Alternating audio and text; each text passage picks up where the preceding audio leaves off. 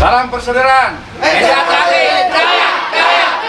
Jangan lupa support Wiki Channel dengan like, komen, share, dan subscribe, serta aktifkan loncengnya.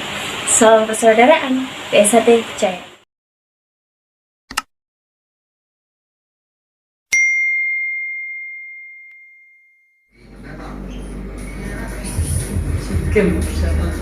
Pencaksilat diprediksi mampu menjadi lumbung medali bagi kontingen Indonesia dengan rekam jejak prestasi yang memuaskan.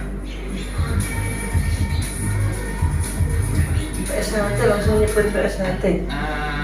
Dengan adanya putusan PK ini, kami sangat mengharapkan atlet-atlet PSHT yang sekarang sedang mengikuti pelatnas ini fokus untuk meraih prestasi yang maksimal, fokus memberi nama, memperjuangkan nama baik bangsa dan negara Indonesia.